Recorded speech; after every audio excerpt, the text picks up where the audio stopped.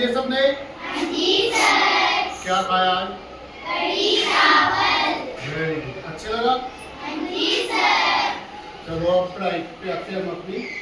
अब आज हम आपके मैथ में दो चैप्टर, इसका नाम है कितना बड़ा कितना भारी। इसमें कोई चीज कितनी बड़ी है कितनी भारी है उसका अंदाजा लगाएंगे, उसका अंदाजा लगाएंगे। अब आपको मैं कुछ चीजें दिखा रहा हूँ, इसमें अंदाजा हो जाएगा आपको कौन सी चीज बड़ी है। मौसमी या प्याज? मौसमी। और भारी कौन होगा फिर इसमें? मौसमी। ये अंदाजा है। अब इनका सही माप निकालने के लिए ये कितनी जगह घेरते हैं, कोई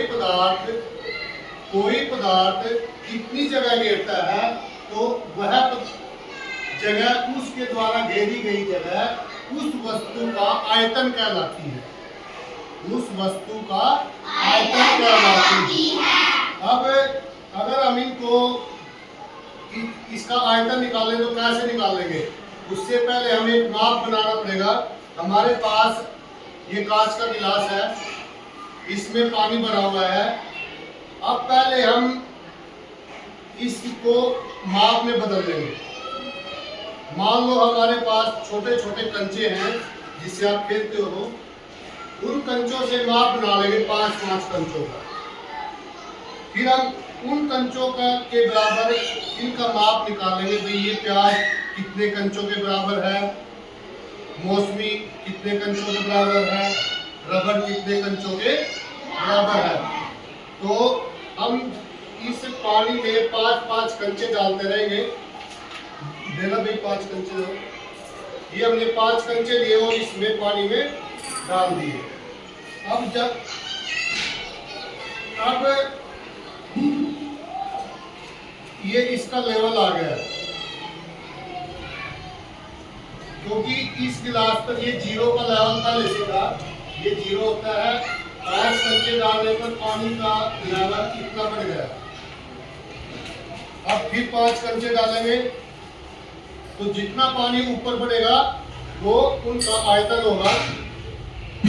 अब जितना लेवल बढ़ा है वहां पे फिर निशान लगाएंगे। अब ये कितने कंचे हो गए इसमें? 10।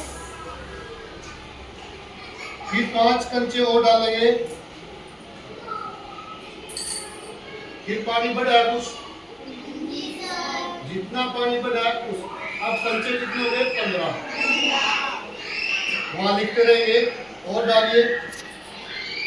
इस तरह बारी बारी। अब कितने कंचे हो गए? तो पानी का लेवल जितना बढ़ा है वहां पे निशान लगा के हम मार्कर से लिखते जाएंगे। अब 5 और डालिए। कितने हो गए?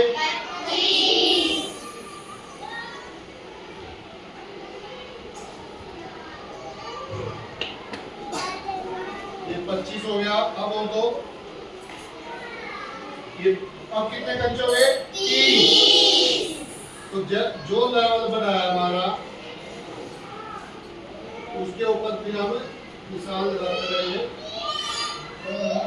30। और अब 5 कंचे और डालते हैं। तो अब कितने कंचे हो गए? 35। तो लास्ट में जो हमारा माप आए 35 कंचे का। तो इस तरह ये हमारा माप बन गया। अब हम इन गोलियों को निकाल लेंगे। इन गोलियों को, कंचों को निकाल लेंगे सभी को।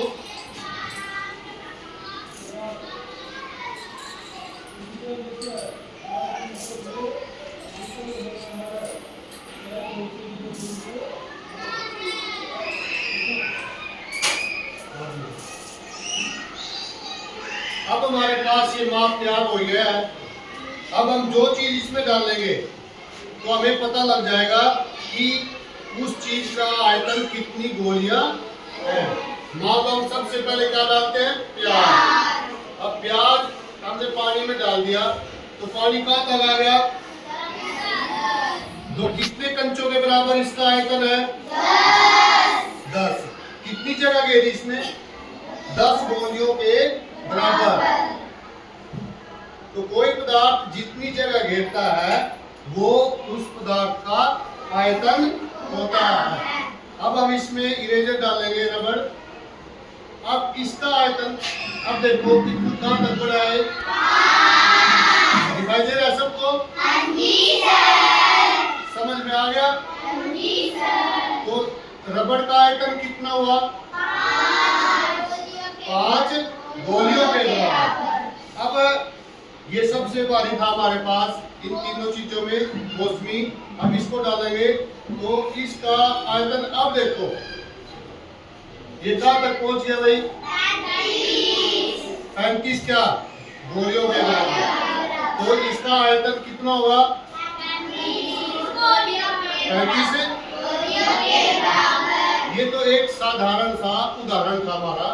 इससे आपको ये पता चल जाना चाहिए कि आयतन क्या होता है। समझ में आया? अब आयतन क्या होता है? कोई पदार्थ जितनी जगह घेरता है वो उसका आयतन होता है। यहाँ तक समझ में आया? अपने घर पे भी कर सकते हो आप ये प्रयोग। इस तरह की चीजें सबके घर में होती है, सीख सकते हैं अच्छे से। करेंगे सब? शाबाश, सबकी समझ में आ गया ना? ओके,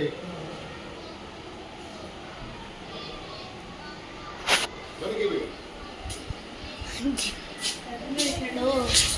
ओ